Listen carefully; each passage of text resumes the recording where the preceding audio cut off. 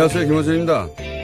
영흥도 앞바다 낚싯배 전복사고 관련해 어제 자유한국당 최고위원회에서 사고 원인을 해경의 VTS 즉 해상교통관제센터의 시스템 문제로 규정하고 정부 여당은 그럼에도 해경의 VTS 예산을 삭감해 포주기 복지에 이용한다고 주장했습니다. 한마디로 국민 안전에 관한 예산은 삭감하고 복지 예산으로 포주기로 돌렸다는 지적입니다. 이 지적 두 가지 점에서 엉터리입니다.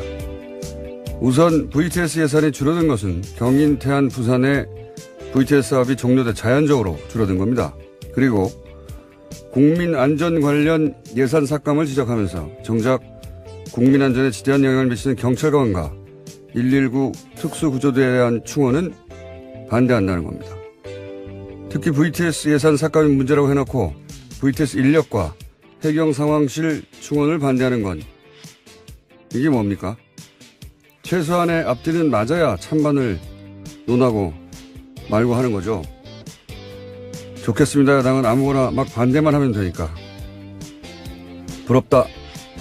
김어준의 시샘이었습니다.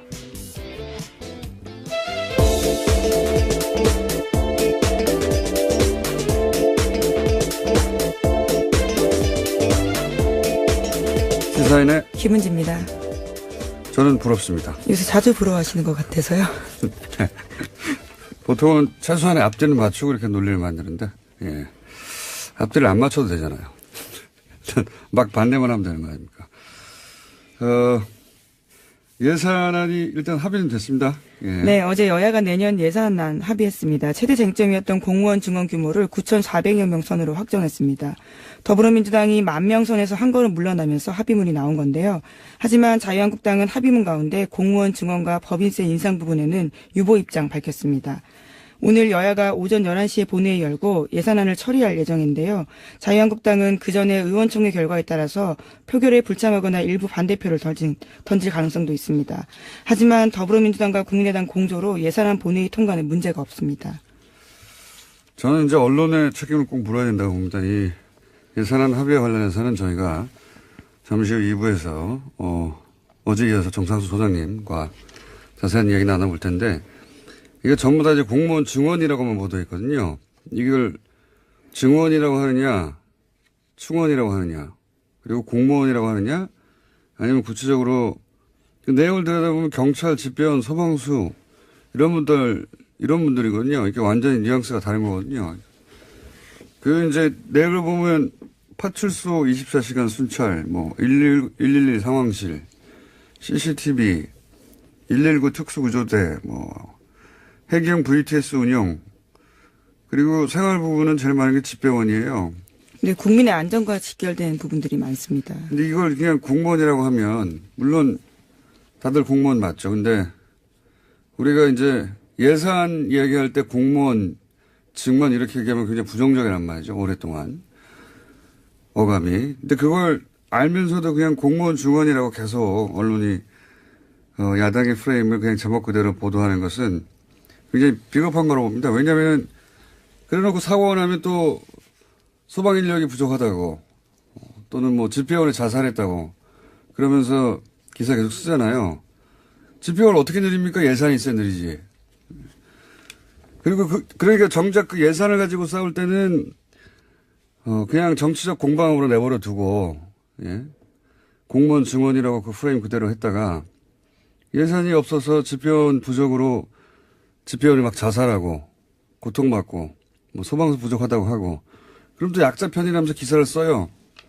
이게 굉장히 비겁한 겁니다. 예, 사실은. 이럴 때 예산을 늘릴 때 도와주든가요, 그러면. 그런 기사를 쓸 거면. 그리고 이제 예를 들어서 거꾸로 여당이 이런 충원을 할 때 이건 필요하지 않은 충원이라고 구체적으로 기사를 쓰던가요. 그냥 공무원 증원이라고 해놓고 그냥 멀찌감치 떨어져 있는 거는 대단히 비겁한 보도라고 봅니다, 그동안. 자, 또 예산 관련 보도가 있습니까? 네, 내년도 예산안이 당초 정부 원안보다 보편적 복지를 축소하는 쪽으로 타결이 됐는데요.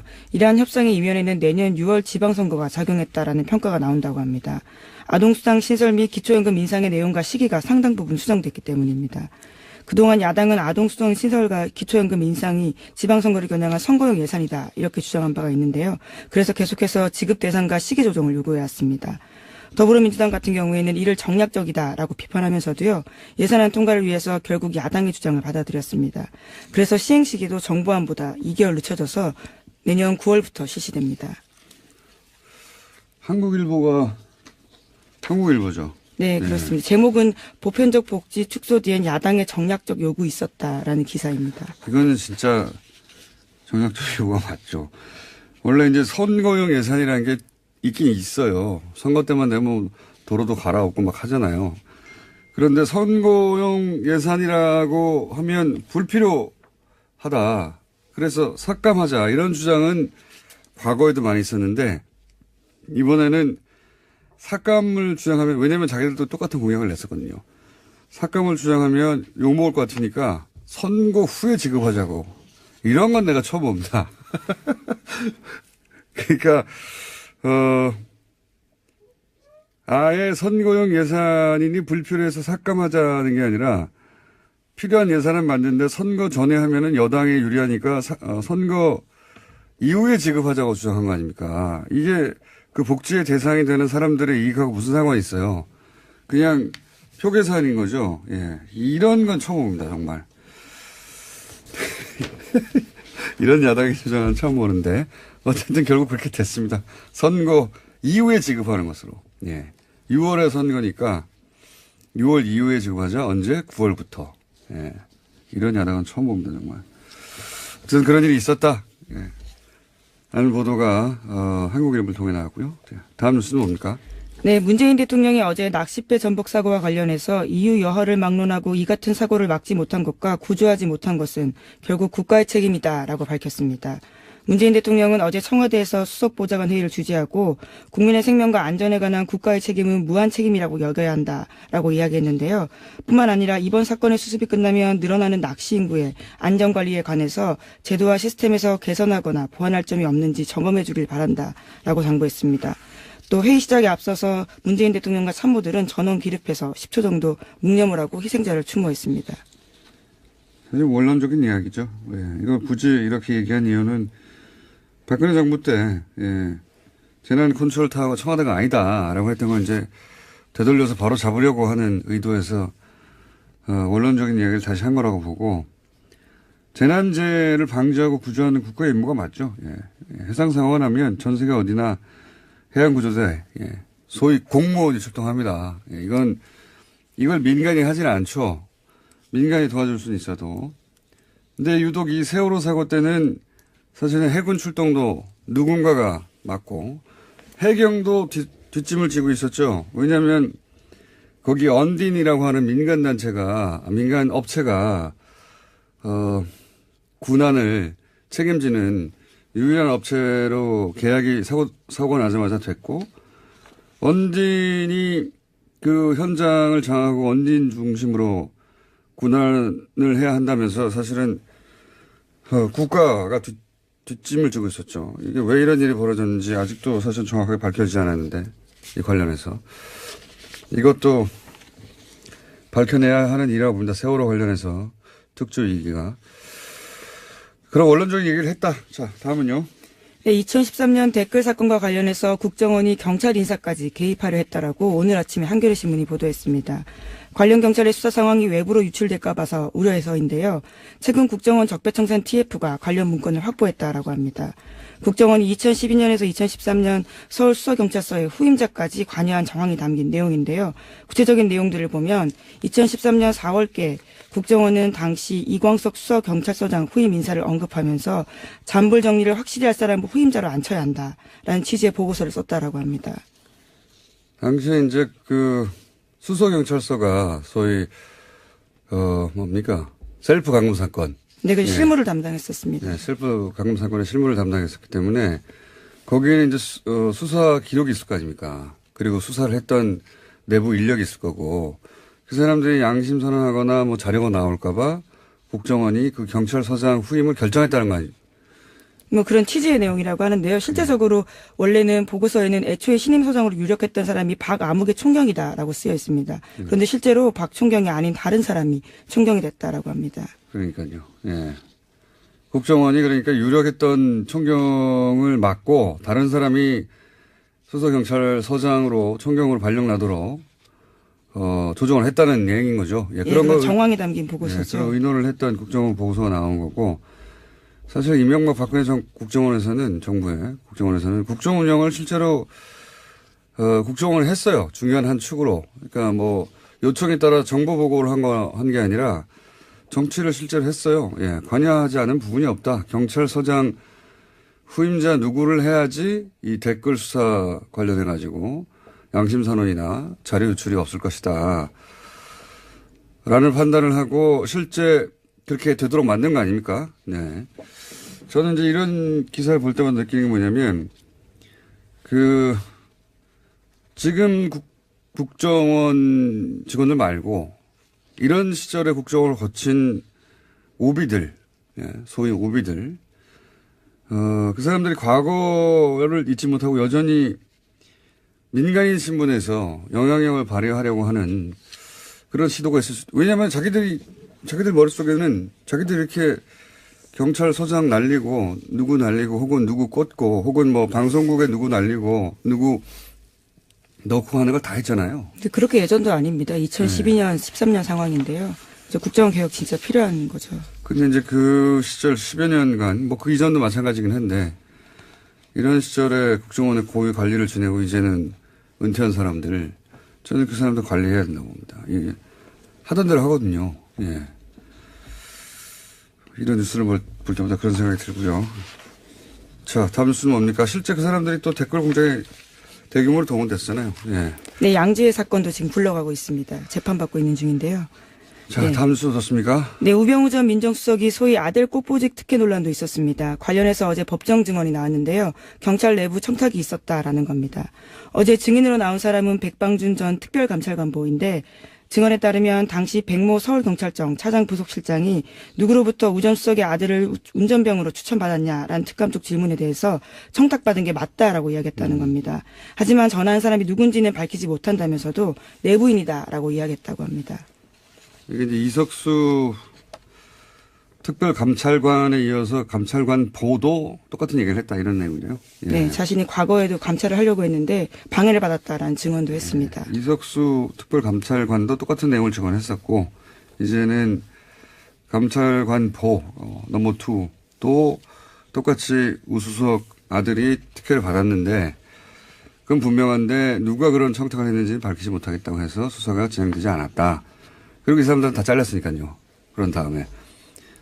그리고 그렇게 다 자르는 일에 관여했던 것으로 보이는 사람들, 예, 추명호 전 국장. 국장은 어제가 아니죠. 구속이 됐는데, 추 국장에게 이제 지시를 했다고 하는 최 차장. 네, 최윤수 전 차장 같은 예. 경우에 왜 영장이 기각됐냐라면서 관련해서 굉장히 토로했다라는 거죠. 관련해서 요 사건과 관련된 일입니다, 결국은. 예. 이렇게, 이 사람들이 왜 잘렸냐면은 이석수 감찰관 이런 사람들이 우병우 전 민정수석이 뭔가 비위가 있다라고, 예, 감찰을 하고 있는데 갑자기 국정원 쪽에서 거꾸로, 이석수 감찰관을 뒷조사를 해서. 네, 불법 사찰했죠. 날려버렸는데 그 건으로 이제 그 정보를 건네준 추명호 국장은 구속이 됐고 그런데 이제 그 지시를 한 우병우 수석의 30년 친구라고 하는 최 전 국정원 차장은 구속이 안 됐고, 예, 이 사안은 저희가 이정열 전 부장판사와 또 잠시 후에 이야기 나눠보겠습니다. 계속 얘기해야 돼요, 이런 사건은. 예, 한 번 얘기하고 끝나는 게 아니라. 자, 다음 뉴스는 뭡니까? 네, 검찰이 최근 김태효 전 청와대 대외전략기획관의 통화 내역을 조회하는 과정에서 수상한 내역을 포착했다라고 합니다. 지난 10월경부터 김 전 기획관이 이명박 정부 청와대 핵심 관계자들과 자주 통화를 했고요. 통화 시간도 평소보다 훨씬 늘었다라는 건데요. 당시는 연재욱 전 사이버사령관과 임관빈 전 국방부 정책실장 그리고 김관진 전 장관까지 검찰 조사 받을 때였습니다. 그렇겠죠, 뭐. 예. 김태효 기획관은 굉장히 중요한 그 위치에 있던 사람입니다. 이 김태효 대외전략기획관이 국정원 그리고 사이버 사령부 뭐 이렇게 댓글 공작을 주로 하던 사람들이 청와대에 들어가면 반드시 만났던 사람이거든요. 예, 청와대 쪽에서 댓글의 방향을 지시하고 또 보고를 받고 하던 그러니까 대통령 바로 아래서 사실은 청와대 내에 댓글 공작을 총지휘했던 사람으로 지금 추정되는 그런 혐의가 있는 사람인데 이제 불려가기 직전에 관계자들하고 열심히 통화했다. 네, 오늘 피의자 신분으로 검찰에 출석합니다. 그렇군요. 틀림없이 구속영장이 청구될 것 같은데 과연 구속영장이 발부될지는 이 관련해서는 다 기각되거나 아니면 발부된 것도 다 뒤집고 있으니까요. 자, 다음 뉴스는 뭡니까? 네, 미국의 러시아 게이트 관련된 소식도 전해드리겠습니다. 지난 대선 당시 트럼프 캠프와 러시아 정부의 유착 관계에서 전미 총계협회가 연결고리 역할을 한 정황이 나왔다라고 뉴욕타임스가 보도했습니다. 전미 총계협회 쪽 인사가 지난해 5월 달에 트럼프 캠프 정책보좌관에게 이메일을 보냈는데요. 내용을 보면 트럼프 후보와 러시아 푸틴 대통령의 만남을 주선할 수 있다라는 제안이 있었다라고 합니다. 이메일 제목은 크렘린 커넥션입니다. 이 전미 총계협회는 미국에서 가장 강력한 로비단체. 그렇죠. 예. 공화당에 가장 많은 그 정치원금을 내는 곳이거든요. 예. 총기협회한테 밑보이고 공화당이 당선될 수는 없다. 이렇게 얘기되는 곳인데 여기가 러시아와 이제 커넥션이 트럼프 캠프 커넥션의 중간 고리였다. 굉장히 오히려 지금 굉장히 충격적인 소식인데 이게 북한과 예를 들어서 특정 캠프와의 커넥션을 북한과 뭐 자유한국당과 커넥션을 그런 성격입니다 지금 보수 최대 이익단체니까요. 그리고 보수정당이니까 북한과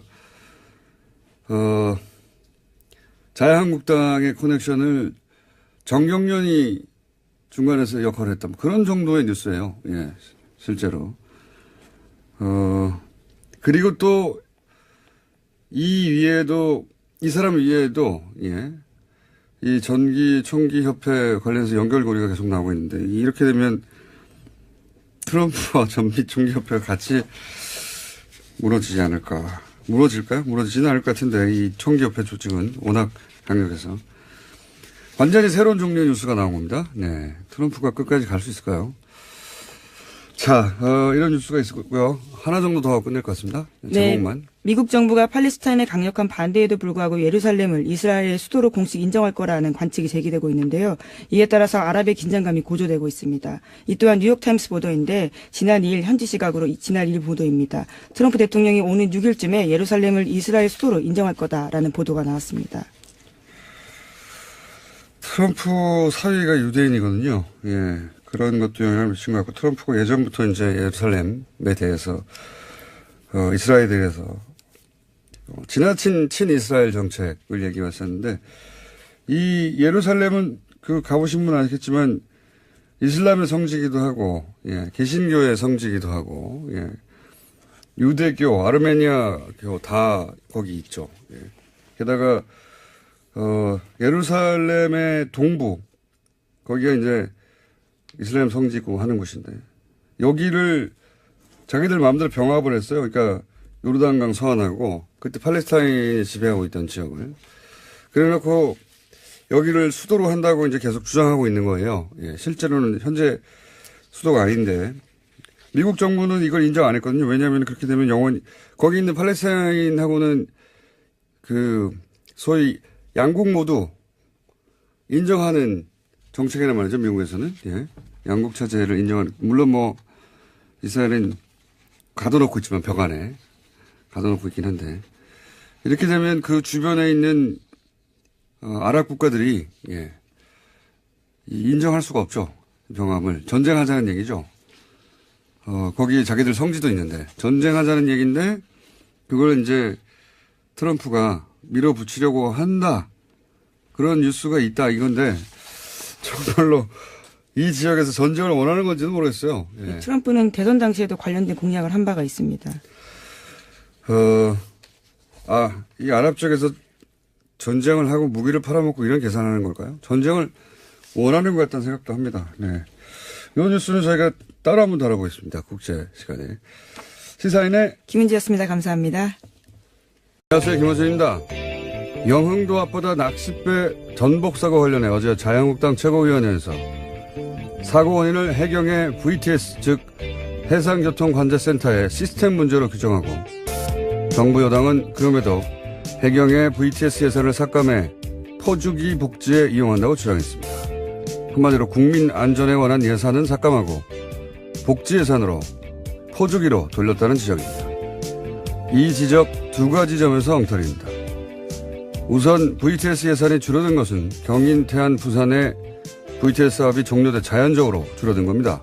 그리고 국민 안전 관련 예산 삭감을 지적하면서 정작 국민 안전에 지대한 영향을 미치는 경찰관과 119 특수구조대에 대한 충원은 반대한다는 겁니다. 특히 VTS 예산 삭감이 문제라고 해놓고 VTS 인력과 해경 상황 더불어민주당이 만명선에서 한 걸음 물러나면서 합의문이 나온 건데요. 하지만 자유한국당은 합의문 가운데 공무원 증원과 법인세 인상 부분에는 유보 입장 밝혔습니다. 오늘 여야가 오전 11시에 본회의 열고 예산안을 처리할 예정인데요. 자유한국당은 그 전에 의원총회 결과에 따라서 표결에 불참하거나 일부 반대표를 던질 가능성도 있습니다. 하지만 더불어민주당과 국민의당 공조로 예산안 본회의 통과는 문제가 없습니다. 저는 이제 언론의 책임을 꼭 물어야 된다고 봅니다. 이 예산안 합의에 관련해서는 저희가 잠시 후 2부에서 어제 이어서 정상수 소장님과 자세한 이야기 나눠볼 텐데 이게 전부 다 이제 공무원 증원이라고만 보도했거든요. 이걸 증원이라고 하느냐, 충원이라고 하느냐, 그리고 공무원이라고 하느냐, 아니면 구체적으로 그 내용을 들여다보면 경찰, 집배원, 소방수 이런 분들이거든요. 이게 완전히 뉘앙스가 다른 거거든요. 그 이제 내용을 보면 파출소 24시간 순찰, 112 상황실, CCTV, 119 특수구조대, 해경 VTS 운영, 그리고 생활 부분은 제일 많은 게 집배원이에요. 네, 국민의 안전과 직결된 부분들이 많습니다. 근데 이걸 그냥 공무원이라고 하면, 물론 다들 공무원 맞죠. 근데 우리가 이제 예산 이야기할 때 공무원, 증원 이렇게 얘기하면 굉장히 부정적이란 말이죠. 오랫동안. 어감이. 근데 그걸 알면서도 그냥 공무원 증원이라고 계속 언론이, 야당의 프레임을 그냥 제목 그대로 보도하는 것은 굉장히 비겁한 거라고 봅니다. 왜냐하면 그래 놓고 사고가 나면 또 소방 인력이 부족하다고 또는 집배원이 자살했다고 그러면서 기사 계속 쓰잖아요. 집배원을 어떻게 늘립니까? 예산이 있어야 늘리지. 상실 충원을 반대하는 건 이게 뭡니까? 최소한의 앞뒤는 맞아야 찬반을 논하고 말고 하는 거죠. 좋겠습니다. 야당은 아무거나 막 반대만 하면 되니까. 부럽다. 김어준의 시샘이었습니다.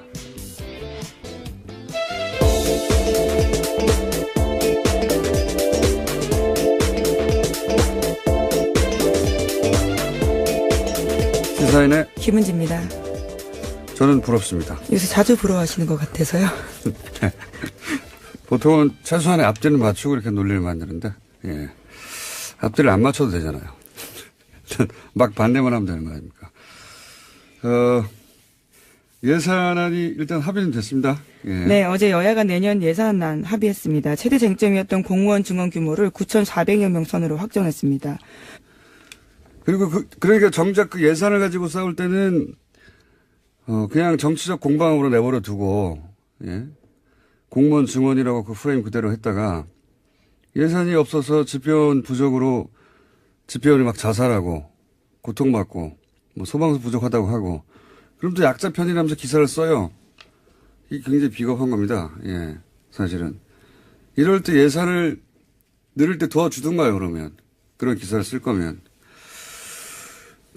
그리고 이제 예를 들어서 거꾸로 여당이 이런 충원을 할 때 이건 필요하지 않은 충원이라고 구체적으로 기사를 쓰던가요. 그냥 공무원 증원이라고 해놓고 그냥 멀찌감치 떨어져 있는 거는 대단히 비겁한 보도라고 봅니다, 그동안. 자, 또 예산 관련 보도가 있습니까? 네, 내년도 예산안이 당초 정부 원안보다 보편적 복지를